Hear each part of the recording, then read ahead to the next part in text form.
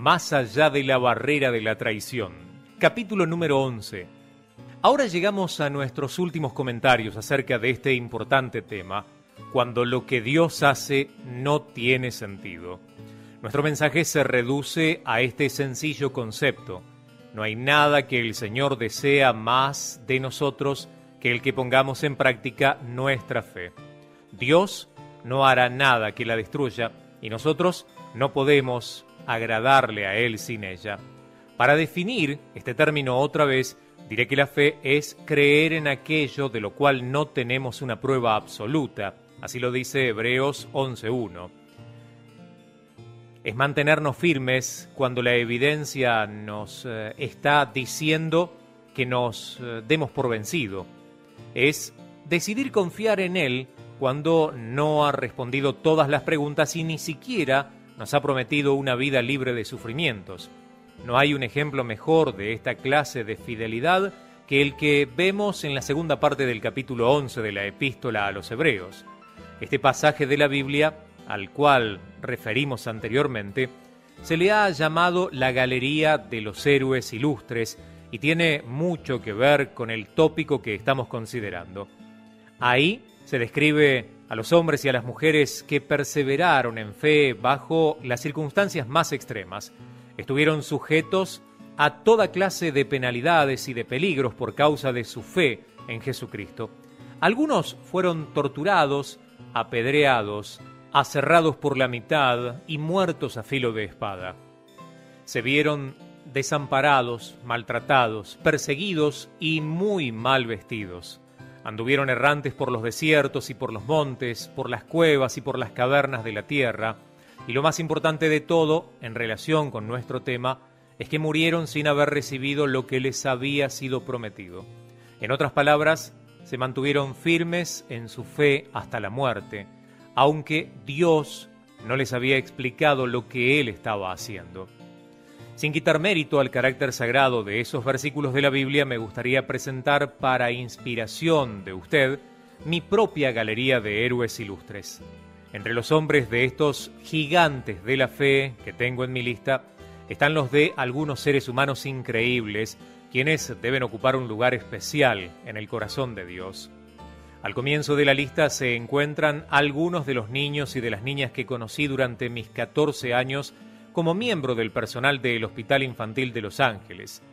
La mayoría de ellos padecían de enfermedades mortales, aunque otros tenían dolencias crónicas que habían alterado y trastornado su infancia. Algunos tenían menos de 10 años de edad y, sin embargo, su fe en Jesucristo era inquebrantable. Murieron testificando con sus bocas de la bondad de Dios, mientras sus pequeños cuerpos se consumían. ¿Qué recepción deben haber tenido cuando llegaron ante la presencia de aquel que dijo: «Dejad a los niños, venid a mí»? Marcos 10:14. En mi primera serie de películas titulada Enfoque en la familia, relaté la historia de un niño afroamericano que tenía 5 años de edad, al cual nunca lo habían de olvidar todos los que lo reconocieron. Una enfermera junto con la que trabajé, llamada Grace Jaeffler, había cuidado de este pequeño durante los últimos días de su vida. Estaba muriendo de cáncer de pulmón, una enfermedad aterradora durante lo que fue su última etapa. Los pulmones se le llenaron de líquido y el paciente no podía respirar. Es terriblemente claustrofóbico, especialmente para un niño pequeño. Este niñito tenía una madre cristiana que lo amaba y que permaneció a su lado a través de toda esa larga experiencia horrorosa. Lo mecía sobre sus piernas y le hablaba dulcemente del Señor. Instintivamente estaba preparando a su hijo para las últimas horas de su vida. Grace me dijo que un día, cuando la muerte estaba ya muy cerca, entró en la habitación y oyó al muchachito hablando acerca de que oía sonar las campanas. «Las campanas están sonando, mamá», dijo, «puedo oírlas». Grace pensó que estaba teniendo una alucinación porque le quedaba muy poco tiempo de vida. Ella salió de la habitación y cuando regresó, unos pocos minutos después, lo oyó hablando otra vez acerca de las campanas que oía sonar. Más tarde, la enfermera le dijo a la madre del pequeñito: Estoy segura de que usted sabe que su bebé está oyendo sonidos que no existen, está teniendo alucinaciones por causa de su enfermedad. La madre acercó a su hijo a su pecho, sonrió y dijo: no, señorita Schaeffler, él no está teniendo alucinaciones. Yo le dije que cuando no pudiera respirar, si prestaba atención, podía escuchar las campanas del cielo que sonarían para él. Es de eso lo que él estaba hablando en ese momento y lo ha estado haciendo durante todo el día. Más tarde, ese mismo día, por la noche, aquel precioso niño murió en el regazo de su madre y todavía estaba hablando de las campanas del cielo cuando los ángeles vinieron por él. Qué pequeño soldado tan valiente era él. Su valor no fue reportado en los periódicos al día siguiente. Tampoco ningún periodista famoso relató su historia en las noticias nocturnas de la televisión. Sin embargo, para él y su madre ocuparán un lugar en nuestra galería de héroes ilustres. Mi próximo candidato para ocupar un sitio entre aquellos que deben ser recordados para siempre por causa de su fidelidad es un hombre al que nunca conocí, aunque influyó en mi vida mientras estaba perdiendo la suya. Supe de él por medio de un documental dramático que vi en la televisión hace algunos años. El productor había obtenido permiso de un especialista en cáncer para colocar cámaras en su clínica. Luego, con la aprobación de 3 pacientes, 2 hombres y una mujer, filmó el momento en que cada uno de ellos se enteró de que tenían un tumor maligno en sus últimas etapas. Su primera reacción fue sobresalto, incredulidad, temor y enojo. Fueron grabadas detalladamente. Más tarde, el equipo encargado de producir el documental siguió a estas 3 familias a través del proceso de tratamiento con sus altibajos, esperanzas y desilusiones, dolor y terror. Permanecí sentado sin moverme mientras el drama de la vida y la muerte se desarrollaba en la pantalla.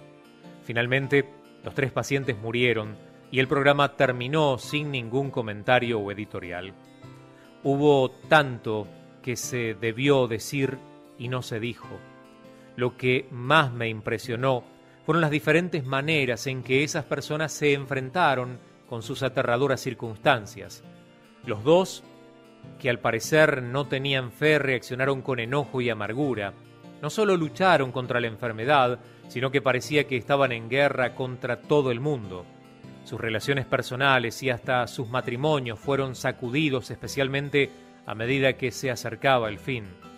Le advierto que no estoy criticándoles. La mayoría de nosotros reaccionaríamos de una manera bastante parecida si nos encontráramos frente a una muerte inminente. Pero esa fue la causa de que el tercer individuo fuera tan inspirador para mí.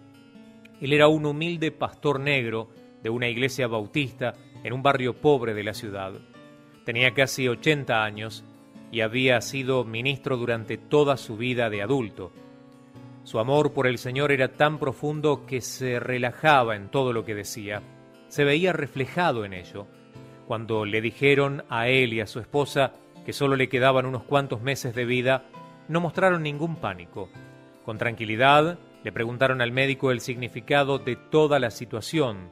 Cuando éste les había explicado el tratamiento y lo que podían esperar, cortésmente le dieron las gracias y se fueron. Las cámaras siguieron a esta pareja hasta su viejo automóvil y sin que ellos se dieran cuenta, le filmaron mientras inclinaron sus cabezas y se entregaron nuevamente al Señor. Durante los siguientes meses, ese pastor jamás perdió la serenidad, ni habló quitándole importancia a su enfermedad. No estaba negando la realidad, sencillamente había aceptado el cáncer y sus probables resultados. Él sabía que el Señor estaba en control y se negó a permitir que su fe se debilitara. Las cámaras estaban presentes en su iglesia el último domingo que él habría de estar allí. Realmente, esa mañana predicó el sermón y habló con toda franqueza acerca de su muerte inminente. Que yo recuerde, lo siguiente fue lo que dijo: algunos de ustedes me han preguntado si estoy enojado con Dios por causa de esta enfermedad que ha invadido mi cuerpo. Les digo sinceramente que en mi corazón solo tengo amor hacia Dios. Él no me hizo esto. Nosotros vinimos a este mundo pecaminoso en el que la enfermedad y la muerte son una maldición que el ser humano trajo para sí mismo. Yo voy a ir a un lugar mejor, donde ya no habrá más llanto, ni dolor, ni aflicción. Así que no se sientan mal por mí. Además, continuó diciendo, nuestro Señor sufrió y murió por nuestros pecados. ¿Por qué no debería de participar yo en su sufrimiento? Entonces comenzó a cantar sin ningún acompañamiento musical, con una voz débil y temblorosa, diciendo, ¿debe solo Jesús la cruz llevar y el mundo entero libre verse? No, para todos hay una cruz, y una cruz para mí hay. Cuán felices en el cielo los santos están, después que muchos sufrieron aquí, pero ahora amor puro y gozo sin lágrimas saborean. La consagrada cruz llevaré hasta que librado por la muerte sea, y entonces a mi hogar iré para mi corona llevar, porque una corona para mí hay. Lloré mientras este hombre tan dulce cantaba acerca de su amor por Jesús. Su voz era muy débil y su rostro estaba demacrado como resultado de los estragos hechos por la enfermedad, pero sus comentarios fueron unos de los más profundos de todos los que he escuchado en mi vida. Que yo sepa, sus palabras de esa mañana fueron las últimas que dijo desde el púlpito. Pocos días después pasó a la eternidad, donde se encontró con el Señor, a quien había servido durante toda su vida. Este pastor, cuyo nombre no sabemos, y su esposa ocupan un lugar prominente entre mis héroes espirituales. Quiero hablar de una persona más, que también tiene un lugar en mi galería de héroes ilustres de la fe. Es una mujer llamada Marian Benedict Manuel, la cual vive aún. La conocí por medio de una carta que me escribió en el año 1979 y jamás he olvidado lo que me dijo. He guardado esta carta durante todos estos años y realmente esta semana le hice una llamada telefónica. Me enteré de que aún esta agradable señora se mantiene firme en su fe en Jesucristo, pero permítame compartirle lo que ella me dijo hace tantos años en esa primera carta. Estimado Dr. Dobson, voy a contarle mi experiencia como patito feo. Fui la primera hija de un joven ministro y su esposa, que era maestra. Cuando yo nací tenían aproximadamente 30 años de edad. Ahora, prepárese para lo que sigue. Cuando tenía 8 meses de edad, de repente, el grueso muelle de un asiento brincador en el que yo estaba saltando se rompió. Como el muelle estaba muy tirante, descendió violentamente, golpeando y rasgando lo primero que encontró en su camino, que fue la parte blanda de mi cabeza. No había nada que hacer. Mis padres y mis tíos, con quienes estábamos de vacaciones en ese momento, creyeron que estaba muerta.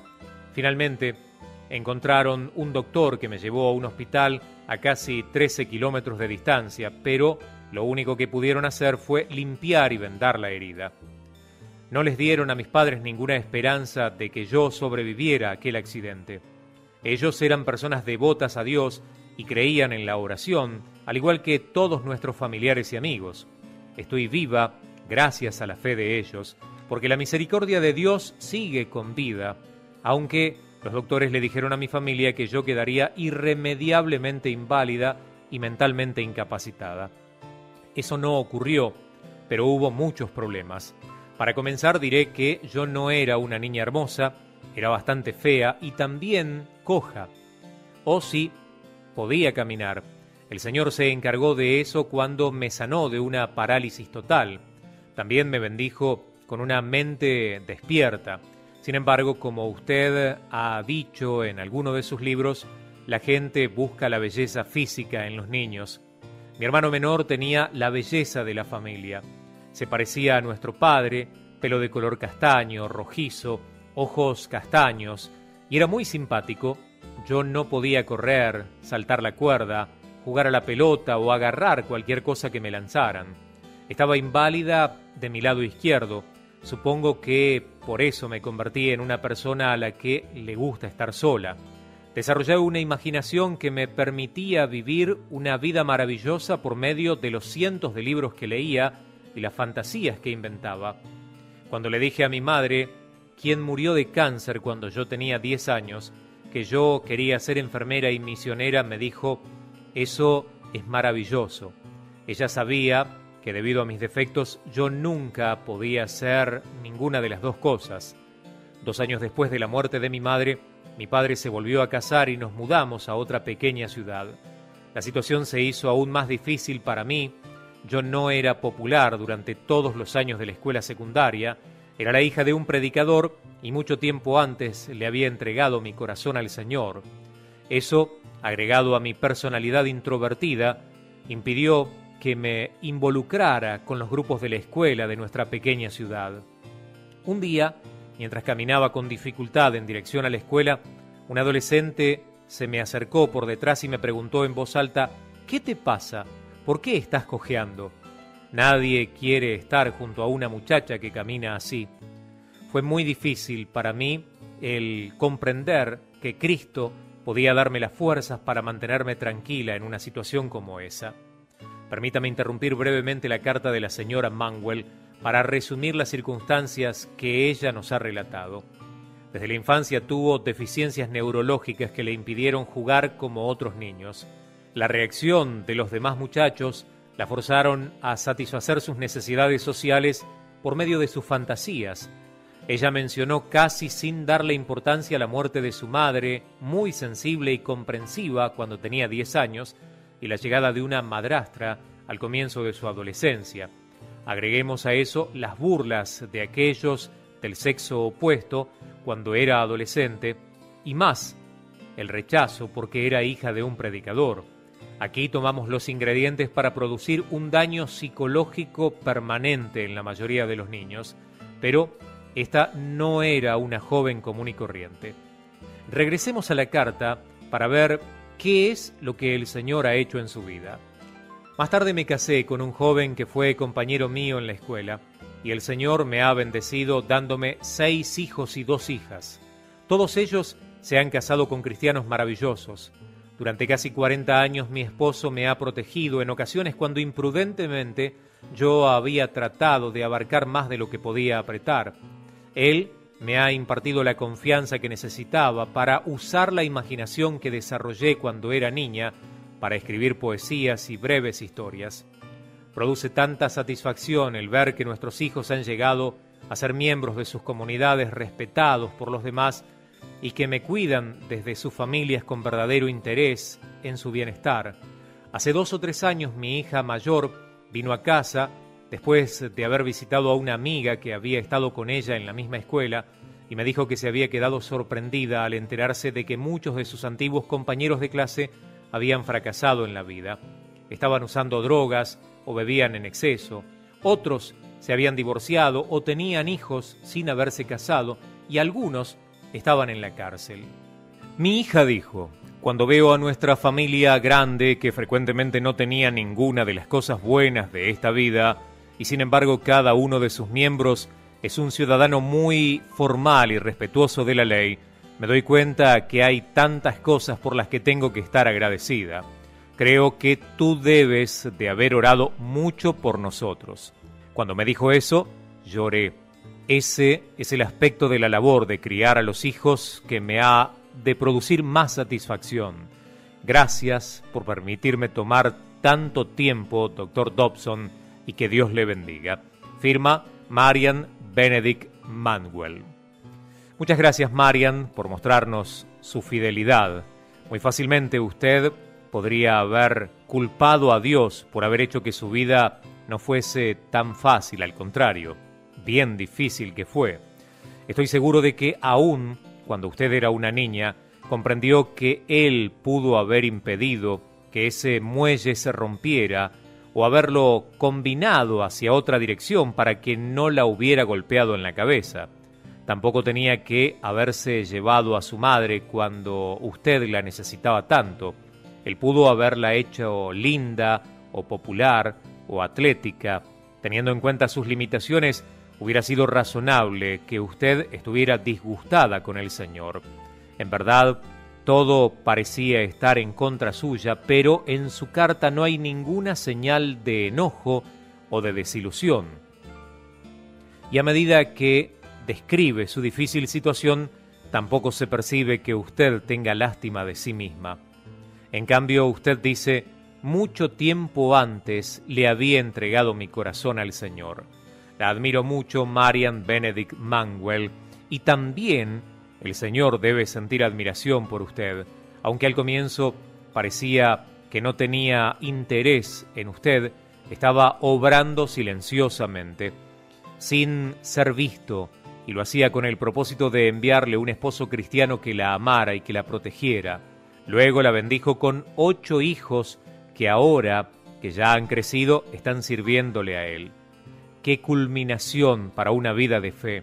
Si usted hubiera cedido a la amargura por causa de su impedimento, sin duda sus hijos e hijas se habrían dado cuenta de ello. Probablemente algunos de ellos habrían adoptado la misma actitud. Gracias por haberse mantenido firme en su fe, aun cuando lo que Dios hizo acerca de los asuntos relacionados con su vida no tenía sentido. También usted es miembro muy apreciado de mi galería de héroes ilustres de la fe de todos los tiempos. En mi lista tengo más héroes de los que podría describir en muchos libros del tamaño de este, pero resistiré la inclinación de mencionarlos. Nuestro propósito, como usted sabe, dice el Dr. Dobson, ha sido ayudar a aquellos que no están muy firmes en su fe. Si todos estuvieran dotados de la tenacidad de un bulldog y la fe de Abraham, no habría necesidad de hablar de un tema como este. Pero la mayoría de nosotros no somos superestrellas espirituales. Por eso estos pensamientos han sido afectuosamente dedicados a la persona cuyo espíritu ha sido herido por experiencias que no han podido comprender. Sencillamente, las piezas del rompecabezas de la vida no han encajado en su lugar, lo cual les ha dejado confundidos, enojados y desilusionados. Tal vez usted se encuentra entre ellos, aquellos que han luchado por comprender una aflicción en particular y la razón que Dios ha tenido para permitirla. Miles de preguntas han estado dando vueltas en su cabeza, la mayoría de ellas comenzando con la palabra ¿por qué? Desesperadamente usted quiere confiar en el Padre y creer en su gracia y en su bondad, pero muy dentro de usted está prisionero de esa sensación de traición y abandono. Evidentemente el Señor permitió que sus dificultades ocurrieran. ¿Por qué no las impidió y por qué no ha tratado de explicarlas o de disculparse por ellas? El no poder contestar esas preguntas fundamentales se ha convertido en una barrera de 1 kilómetro de alto y no parece que usted pueda encontrar cómo subirla o pasar alrededor de ella. Para algunos de ustedes, su angustia comenzó con la muerte de un precioso hijo o hija. Su dolor por causa de esa pérdida ha sido tan intenso que usted se ha preguntado si podrá siquiera seguir adelante. Él o ella llenaba su corazón de tanto gozo, corría, saltaba, se reía, le abrazaba. Usted le amaba mucho más de lo que apreciaba su propia vida, pero entonces llegó esa horrible mañana en la piscina, o ese siniestro informe médico, o el accidente que ocurrió mientras iba en su bicicleta. Ahora su hijo, al que usted quería tanto, se ha ido, y el propósito de Dios, al permitir su muerte, aún es un verdadero misterio. Para otros de ustedes jamás habrá nada tan doloroso como el rechazo al que fueron objeto de parte del que era su esposo o esposa. El día que usted descubrió que le era infiel, o cuando llegaron los papeles del divorcio, o esa inolvidable noche de violencia, esos fueron momentos de angustia indescriptible. De alguna manera habría sido más fácil enterrar su cuerpo muerto con su cónyuge que verlo vivo en los brazos de su amante. ¿Cómo pudo ser tan cruel esa persona en que usted había entregado todo? Usted derramó muchas lágrimas mientras le rogaba a Dios que interviniera, y cuando su matrimonio se desintegró, la desilusión y la amargura inundaron su alma. Usted ha dicho que jamás volverá a confiar en nadie, ni siquiera en el Todopoderoso. También pienso en las viudas y los viudos que están tratando de sobrevivir solos. Si usted es uno de ellos, sabe muy bien acerca de los pocos de sus amigos que comprenden por completo su situación. Ellos quieren que usted se recobre de esa pérdida y vuelva a vivir su vida como si nada hubiera ocurrido, pero usted no puede hacerlo. Durante tantos años su matrimonio fue el centro de su existencia. Dos seres humanos distintos realmente se convirtieron en una sola carne, como fue el propósito de Dios. Era una relación tan amorosa que hubiera podido continuar para siempre. En realidad, cuando ustedes eran jóvenes, creyeron sinceramente que así sería, pero de repente todo se acabó. Y ahora, por primera vez en muchos años, usted se encuentra verdaderamente solo o sola. ¿Es esto todo lo que podemos esperar? Mi madre jamás se recuperó de la muerte de mi padre. Él la dejó de repente cuando tenía 66 años, un domingo por la tarde, mientras estaban sentados a la mesa comiendo. Cuando después de ese día ella tuvo que enfrentar la vida, vivió 11 años. Su corazón estaba destrozado y nunca pudo sanarse.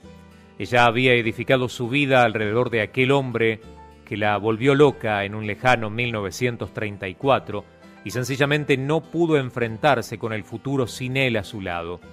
Mi madre no culpó a Dios por su muerte, pero no obstante sufrió mucho por causa de ella. Lo siguiente fue lo que ella escribió en su diario en el primer aniversario de la muerte de mi padre. La gente me ha dicho que el primer año es el más difícil. Han pasado 1 año y 3 días desde su muerte y esta noche estoy desesperada, anhelando tenerte a mi lado. Oh, amado Señor, esto es más de lo que puedo soportar. Mis sollozos hacen que el corazón omita latidos. No puedo ver el papel, tengo punzadas en la cabeza. La casa está solitaria y silenciosa. Las visiones que he tenido de ti han sido tan reales como si estuvieras aquí y no me hubieras dejado. Hoy le di gracias a Dios por permitir que un ángel me cuide, pero cuánto te extraño. Hace mucho frío afuera. Anoche hubo una tormenta de agua mezclada con nieve que cubrió la tierra con hielo y luego formó una corteza congelada. Las calles están resbaladizas y peligrosas. Aborrezco este tiempo. Me hace sentir triste, asustada y sola. Tengo miedo del invierno que se me acerca y esto durará 3 meses más. Hoy me mudé al dormitorio más pequeño. Quisiera que estuvieras aquí para que compartiésemos esta habitación. Tengo recuerdos muy preciosos de ella. Cuando yo estaba enferma, hace unos cuantos años, oraste por mí en ese dormitorio durante las horas de la medianoche. Te acostaste en el suelo y oraste angustiosamente por mí. Los dos sabíamos que el Espíritu estaba obrando por medio de ti. Más tarde, el Señor nos guió a un doctor que me ayudó a recuperar mi salud. Oh, cómo te amé y te sigo amando. Qué mujer tan especial era mi madre, y cuán profundamente amó a mi padre.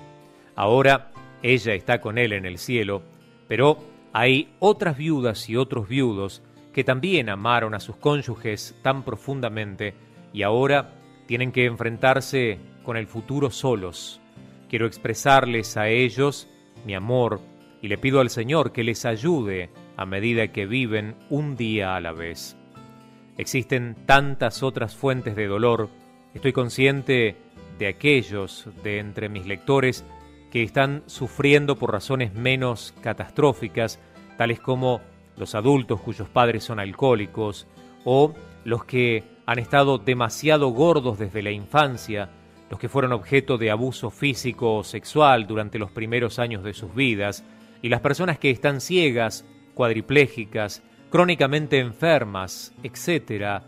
También me importan las madres solteras que se preguntan cuánto tiempo podrán llevar la carga que está sobre sus hombros. Existen 1 millón de situaciones diferentes, pero todas ellas conducen a una misma clase de frustración y la mayoría de ellas tienen consecuencias teológicas. A estas personas que acabo de describir, dice el Dr. Dobson, que han tratado de comprender la providencia de Dios, les traigo palabras de esperanza. No puedo brindarles pequeñas soluciones satisfactorias para todas las inconsecuencias de la vida que nos molestan. Eso no ocurrirá hasta que veamos al Señor cara a cara, pero Él tiene un corazón especialmente compasivo hacia los afligidos y hacia los derrotados. Él le conoce a usted por nombre y ha sabido y ha visto de cada una de sus lágrimas, aquellas que usted ha derramado. Él está a su lado en cada ocasión en la que algo malo sucedió en su vida, y lo que parece ser falta de interés o crueldad de parte de Dios es un malentendido en el mejor de los casos o una mentira de Satanás en el peor de ellos. ¿Cómo sé que es cierto? Porque la Biblia nos lo dice muy enfáticamente. Para empezar, David escribió: «Cercano está Jehová a los quebrantados de corazón y salva a los contritos de espíritu». El Salmo 34, 18 lo dice.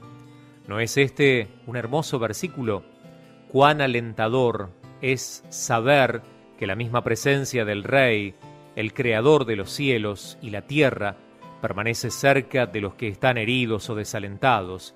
Si usted pudiera comprender plenamente cuánto Dios le ama, jamás volvería a sentirse solo. David enfatizó esta idea en el Salmo 103:11. Tan inmenso es su amor por los que le honran, como inmenso es el cielo sobre la tierra. Otro de mis pasajes favoritos de la Biblia es Romanos 8:26, en el cual se nos dice que realmente el Espíritu Santo ora por usted y por mí con tal pasión que el lenguaje humano es inadecuado para describirla. Ese versículo dice: y de igual manera el Espíritu nos ayuda en nuestra debilidad, pues ¿qué hemos de pedir como conviene? No lo sabemos, pero el Espíritu mismo intercede por nosotros con gemidos indecibles. Qué consuelo nos imparte esta verdad.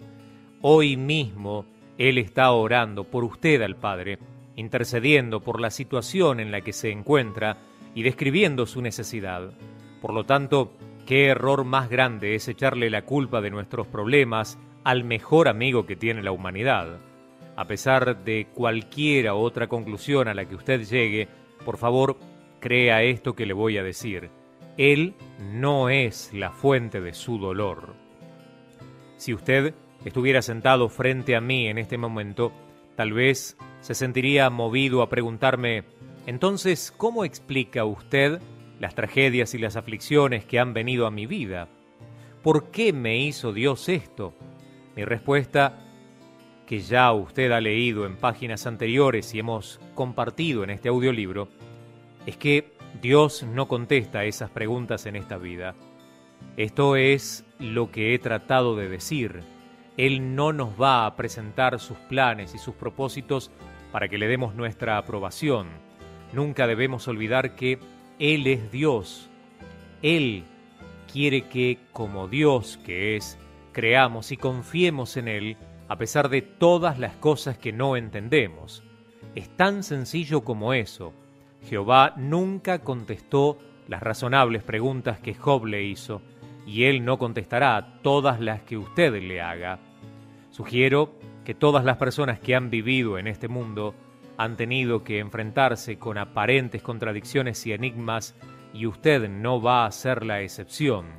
Si esta explicación no le satisface y no puede aceptarla, entonces usted está destinado a vivir con una fe débil e inútil o sin ninguna fe en absoluto. Usted tendrá que construir sus castillos sobre algún otro fundamento. Sin embargo, ese será el desafío más grande de todos con los que tendrá que enfrentarse, porque no existe ningún otro fundamento. Está escrito: si el Señor no edifica la casa, en vano trabajan los que la edifican. Salmo 127:1. Mi consejo más importante es que, si es posible, antes que la crisis ocurra, cada uno de nosotros reconozca que nuestra confianza en Dios debe ser independiente de nuestra comprensión. No hay nada malo en que tratemos de comprender, pero no debemos contar con nuestra habilidad para comprender. Tarde o temprano nuestro intelecto nos planteará preguntas que no podremos contestar. En ese momento sería sabio que recordáramos sus palabras, porque como los cielos son más altos que la tierra, así mis pensamientos son más altos que vuestros pensamientos, y mis caminos más que vuestros caminos. Y nuestra respuesta debe ser: no se haga mi voluntad, sino la tuya. Cuando pensamos en esto, nos damos cuenta de que hay consuelo en esa actitud ante las pruebas y las tribulaciones de esta vida. No es quitada la responsabilidad de tratar de comprenderlas. No se nos ha dado suficiente información como para que podamos descifrar el misterio.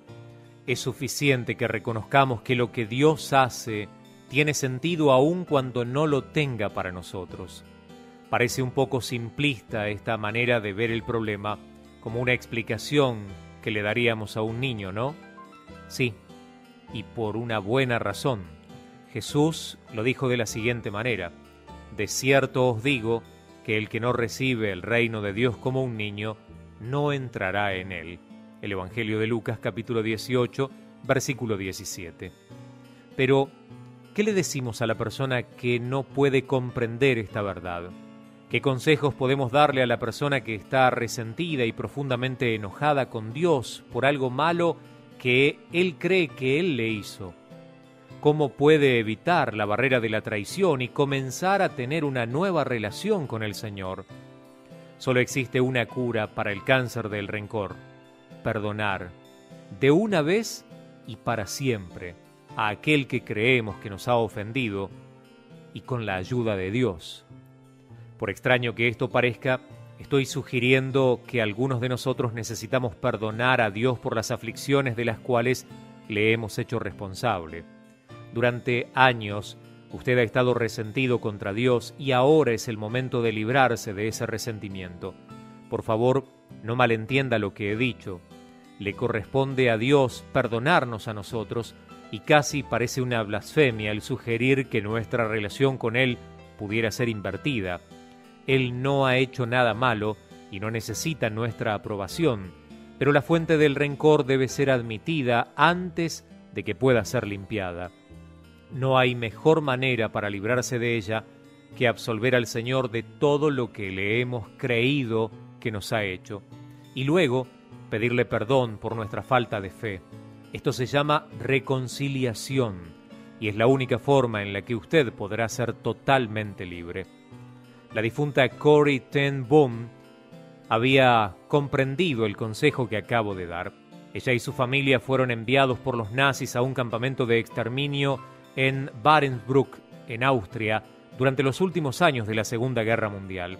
Todos ellos sufrieron una crueldad y una privación con horribles tratos de parte de las guardias de las SS, y finalmente solo Corrie sobrevivió.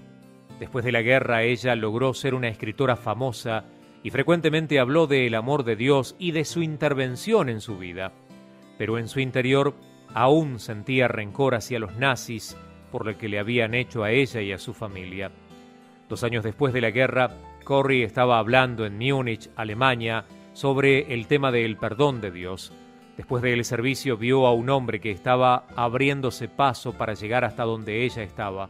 Lo siguiente es lo que más tarde Corrie escribió acerca de ese encuentro. Y fue entonces que lo vi, abriéndose paso hacia adelante. Primero vi su abrigo y su sombrero marrón, luego un uniforme azul y una gorra con visera, y con su calavera y 2 huesos cruzados. El recuerdo vino precipitadamente. El enorme cuarto, con sus luces muy fuertes, colgando sobre nuestras cabezas, el patético montón de vestidos y zapatos en medio del suelo, la vergüenza de caminar desnudas por delante de este hombre. Podía ver delante de mí la frágil figura de mi hermana, con sus costillas bien visibles debajo de su piel transparente. Betsy, qué flaca estabas. El lugar era Ravensbrück, y el hombre que se acercaba a donde yo estaba había sido uno de los guardias allí, uno de los más crueles. Ahora estaba delante de mí, y tendiéndome la mano me dijo: «Señorita, ese ha sido un magnífico mensaje. Qué bueno es saber que, como usted dijo, todos nuestros pecados están en lo profundo del mar. Y yo, que había hablado tan elocuentemente sobre el perdón, comprendí y pretendí buscar algo en mi cartera en vez de estrechar la mano de este hombre. Por supuesto, él no se acordaba de mí. ¿Cómo podía recordar a una presa entre miles de mujeres? Pero yo me acordaba de él y de su látigo de cuero colgando de su cinturón. Estaba enfrentándome a uno de mis carceleros y parecía que la sangre se me había congelado en las venas. Usted mencionó Ravensbrück en su mensaje, me dijo. Yo era uno de los guardias en ese lugar. No se acordaba de mí. Pero desde ese tiempo, continuó diciendo, me he hecho cristiano. Sé que Dios me ha perdonado por todas las cosas crueles que hice allí, pero desearía que usted me perdonara también, señorita. De nuevo me tendió la mano y me dijo, ¿quisiera usted perdonarme? Y permanecí allí, de pie, yo, a quien Dios le había perdonado sus pecados una y otra vez, no podía perdonar a aquel hombre. Betsy había muerto en aquel lugar. ¿Podía borrar él su lenta muerte con solo pedirme perdón? Solo habían transcurrido unos pocos segundos desde que él estaba allí de pie frente a mí, tendiéndome la mano, pero a mí me había parecido que hubieran pasado horas mientras luchaba con la cosa más difícil de todas las que había tenido que hacer en mi vida. Porque tenía que hacerlo, yo lo sabía muy bien. El mensaje acerca de que Dios nos perdona tiene una condición previa, que nosotros perdonemos a aquellos que nos han hecho algún daño. Si no perdonáis a los hombres sus ofensas, dijo Jesús, tampoco vuestro Padre que está en los cielos os perdonará vuestras ofensas. Yo conocía esto no solo como un fundamento, un mandamiento de Dios, sino como una experiencia diaria. Desde que la guerra había terminado, yo había tenido un hogar en Holanda para personas que habían sido víctimas de la brutalidad de los nazis. Las que habían podido perdonar a sus antiguos enemigos habían sido capaces de regresar al mundo exterior y de reconstruir sus vidas a pesar de sus cicatrices físicas, pero aquellas personas que habían alimentado el rencor habían permanecido inválidas. Fue tan sencillo y tan horrible como eso. Aún así, permanecí allí, de pie, con la frialdad paralizando mi corazón, pero el perdón no es una emoción, y yo también sabía eso. El perdón es un acto de la voluntad, y la voluntad puede funcionar sin tener en cuenta la temperatura del corazón. Jesús, ayúdame, oré silenciosamente. Puedo levantar mi mano, eso es todo lo que pude hacer. Dame tú el sentimiento. Así que, inexpresiva y mecánicamente, puse mi mano en la que estaba extendida hacia mí, y cuando hice eso, algo increíble sucedió.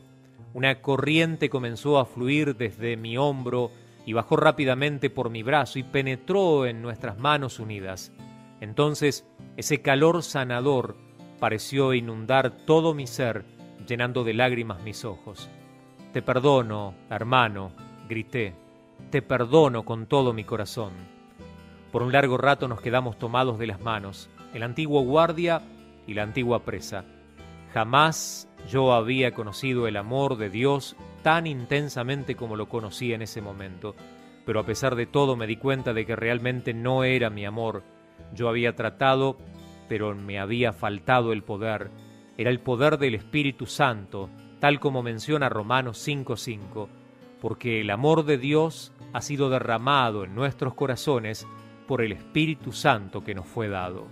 Las palabras de Corrie ten Boom son muy apropiadas para nosotros en este momento. Todas las clases de rencores, inclusive el que parece justificado, destruirá a la persona espiritual y emocionalmente. Es una enfermedad del alma. Corrie perdonó a un guardia de la SS que tenía parte de la responsabilidad por las muertes de los miembros de su familia. Seguramente que nosotros podremos perdonar al Rey del Universo, que envió a su Hijo unigénito a morir como expiación por nuestros pecados. Antes de concluir, hay alguien en particular a quien deseo hablarle directamente.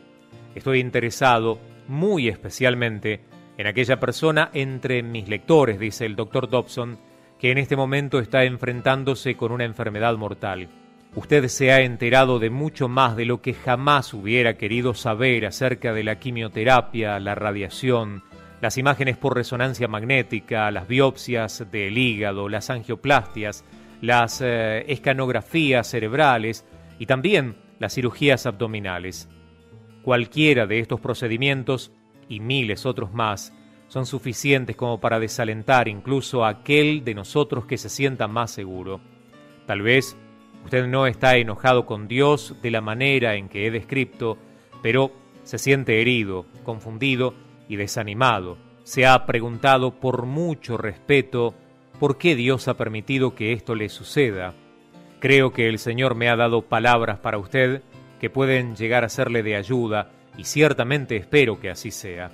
Es tan importante el comprender que el sistema de valores de Dios es totalmente diferente del nuestro y que el suyo es correcto. Los seres humanos ven la muerte como la derrota suprema, la tragedia final. Como tal, cuelga sobre nuestras cabezas desde los primeros años de la infancia como la espada de Damocles. El primer encuentro con la muerte ocurrió cuando apenas tenía 3 años. Me había hecho amigo de un niño de 2 años cuyos padres eran miembros de la iglesia en donde mi padre era el pastor.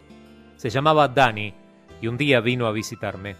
Los dos nos vestimos como vaqueros y nos pusimos a caminar por todas las partes, disparando nuestras pistolas de juguete. Recuerdo que traté de enseñarle a mi amiguito cómo se debía jugar aquel juego.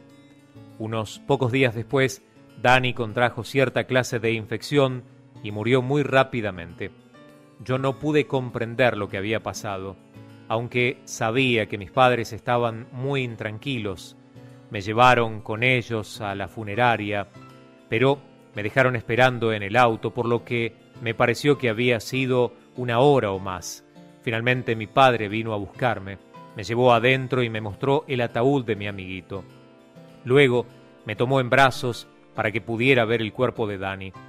Me acuerdo que yo creí que estaba dormido y que podía haberlo despertado si me hubieran dejado abrirle los ojos. Después que regresamos al auto, mis padres trataron de explicarme lo que había sucedido con Danny.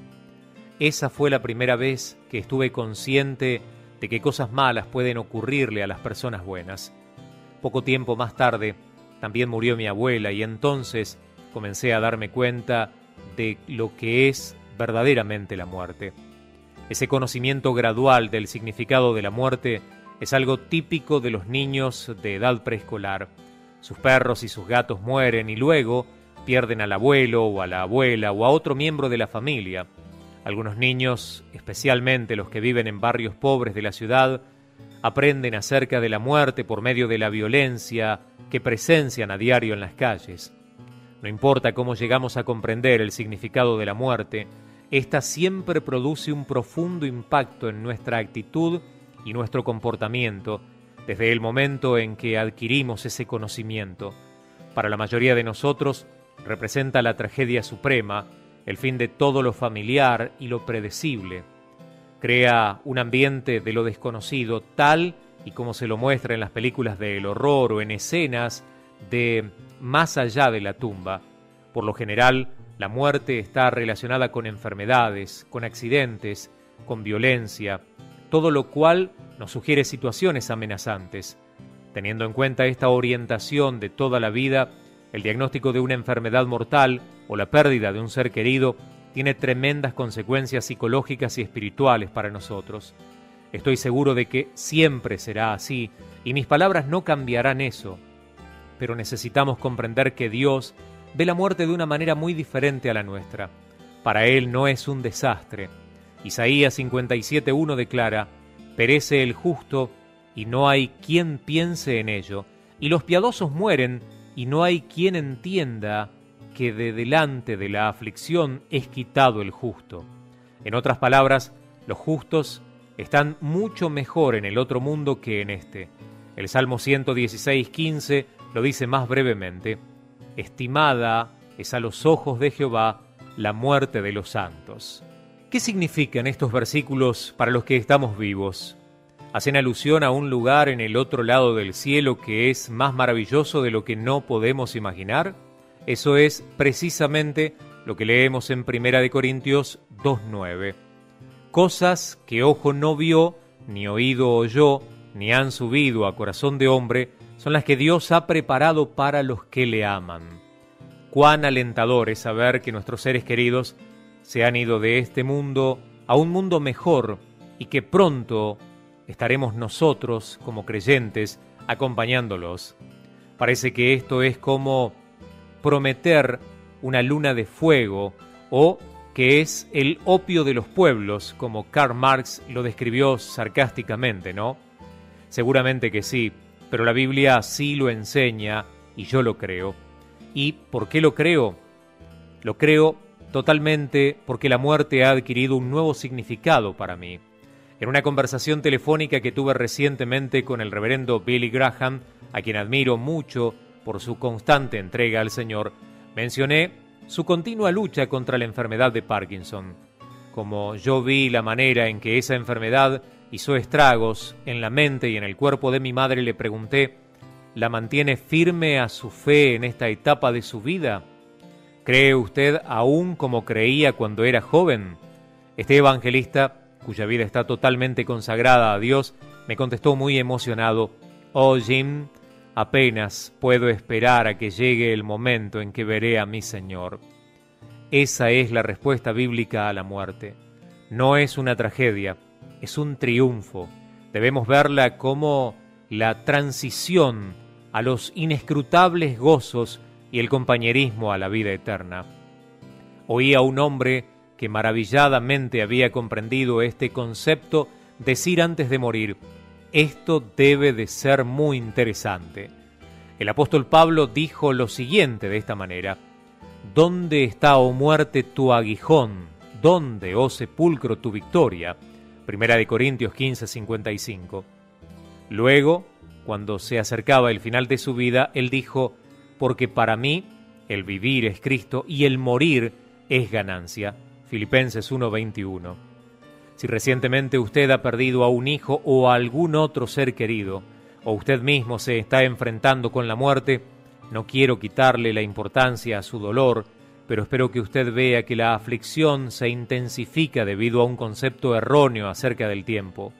Nuestro viaje por este mundo está acompañado de la ilusión de que vamos a quedarnos aquí para siempre. Miles de millones de personas que pasaron antes que nosotros pensaron lo mismo. Ahora cada una de ellas se ha ido. La verdad es que todos estamos de paso. Si comprendiéramos plenamente la verdad de la vida, las cosas que nos hacen sentir frustrados, inclusive esas ocasiones cuando lo que Dios hace no tiene sentido, nos importarían tanto. Este es un concepto bíblico de suma importancia. David escribió, el hombre como la hierba son sus días, florece como la flor del campo, que pasó el viento por ella y pereció, y su lugar no lo conocerá más. Salmo 103, versículos 15 y 16. Él dijo también, hazme saber, Jehová, mi fin, y cuánta sea la medida de mis días, sepa yo cuán frágil soy. Salmo 39, 4. Moisés expresó la misma idea en el Salmo 90, 12. Enséñanos de tal modo a contar nuestros días que traigamos al corazón sabiduría. Esa sabiduría de la cual habló Moisés nos ayuda a apreciar las cosas en su justo valor. Por ejemplo, es difícil que nos entreguemos a una vida de materialismo cuando recordamos que en este mundo todo es temporal. Un día la idea vino a mi mente cuando estaba yendo de viaje en un avión comercial. El avión estaba rodando hasta el final de la pista y estaba esperando allí hasta que diera la orden de despegar. Miré hacia afuera por la ventanilla y vi los restos de 2 enormes aeronaves 747 que estaban abandonados en unos terrenos cercanos. Se les habría caído la pintura del fuselaje y la herrumbre que existía desde la parte de arriba hasta abajo. El interior estaba todo destruido y las ventanillas habían sido selladas. Entonces vi un pedacito de pintura azul en la cola de uno de esos aviones y me di cuenta de que esos habían sido magníficos aviones de Pan American Airways. Daba lástima ver a aquellos armatostes vacíos y desprovistos de su belleza, abandonados allí. Por alguna razón me recordaban al poema titulado El pequeño niño azul de Eugene Field. Las 2 primeras estrofas de ese poema dicen así: el perrito de juguete estaba cubierto de polvo, sin embargo, firmemente aún sus patas lo sostienen. Y el soldado de juguete por la herrumbre está muy rojo y se enmohece el mosquete que con sus manos detiene. Hubo un tiempo en que el perrito era lindo y era nuevo, y el soldado, muy garboso, marchaba firme y muy recto, y fue cuando tiernamente nuestro niño azul les guardó en el juguetero después de darles un beso. Yo podría haber puesto mi propio poema mientras miraba a través de la ventanilla. Hubo un tiempo cuando esos aviones eran nuevos y volaban muy alto en el cielo, pero ahora, llenos de herrumbre, viejos y olvidados, están y parecen preguntar ¿por qué? Me imaginé el día cuando esos formidables aviones salieron relucientes de la fábrica, con el emblema que decía Pan Am en sus colas. Luego lo llevaron en sus propios viajes. Los niños y las niñas estiraban el cuello para poder ver cómo esos hermosos pájaros aterrizaban majestuosamente. Cuánta emoción deben haber producido tanto en los pasajeros como en la tripulación. Ahora la compañía era dueña de esos aviones que se declaró en bancarrota y no volverían a volar jamás. ¿Cómo pudo ocurrir eso en menos de 20 años? ¿Quién habría podido pensar que esos aviones, que habían costado millones de dólares, terminarían de una manera tan rápida y vergonzosa? Mientras pasábamos por delante de aquellos armazones, pensé que el carácter temporal de todas las cosas ahora parece tan estable. Nada dura mucho tiempo, y nosotros somos los que estamos de paso por este mundo, en nuestro camino hacia otra vida mucho más importante. Quiero decirles a todos los que en este momento están sufriendo y se sienten desalentados, que yo creo que sería muy reconfortante que miraran al futuro, al momento cuando las pruebas del presente solo serán un recuerdo borroso. Viene un día de fiesta como no ha habido ninguno en la historia de la humanidad. El invitado de honor en esa mañana será uno vestido con ropa que le llegará hasta los pies, con ojos que parecerán llamas de fuego y pies como de bronce pulido. Mientras nos inclinemos humildemente delante de él, una voz, una gran voz, resonará desde los cielos diciendo: He aquí el tabernáculo de Dios con los hombres, y Él morará con ellos, y ellos serán su pueblo, y Dios mismo estará con ellos como su Dios. Enjugará Dios toda lágrima de los ojos de ellos, y ya no habrá muerte, ni habrá más llanto, ni clamor, ni dolor, porque las primeras cosas pasaron. Apocalipsis 21, versículos 3 y 4.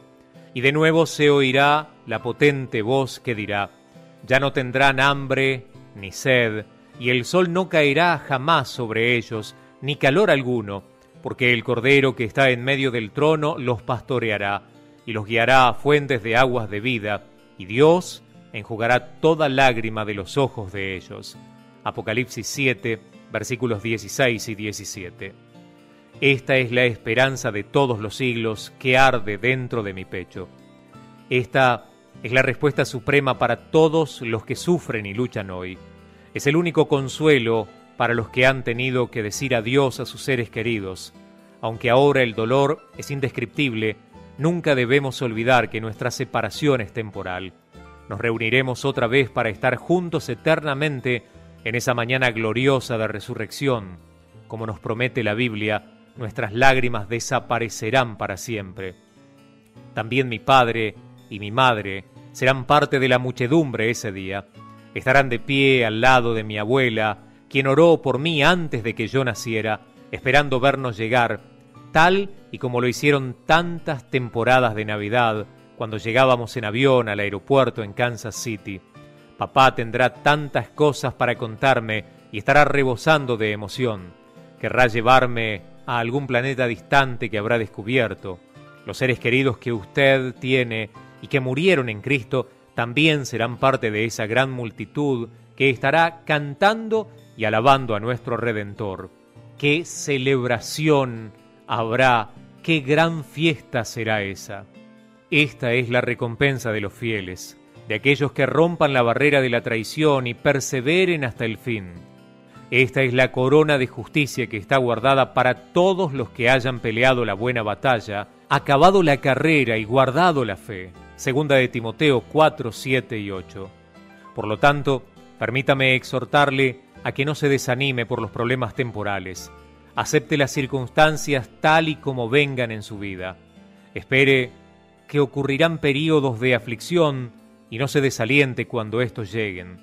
Cuando le llegue el momento de sufrir, acepte el dolor y fortalézcase en él, sabiendo que Dios usará sus dificultades para cumplir su propósito y realmente para su propio bien. El Señor está muy cerca y Él ha prometido que no le dejará ser tentado más de lo que pueda resistir. Me despido de usted, dice el Dr. Dobson, con las maravillosas palabras del Salmo 34, versículos 17 al 19. Claman los justos, y Jehová oye, y los libra de todas sus angustias. Cercano está Jehová a los quebrantados de corazón, y salva a los contritos de espíritu. Muchas son las aflicciones del justo, pero de todas ellas le librará Jehová. Si te gustó el video, deja tu like, puedes disfrutar de más devocionales y echarle un vistazo a los videos con testimonios. Subimos audiolibros, películas y más recursos. Todo para que la servicio de que más gente conozca y disfrute la comunicación con Dios. Recuerda suscríbete e invita a tus amigos a ver este canal.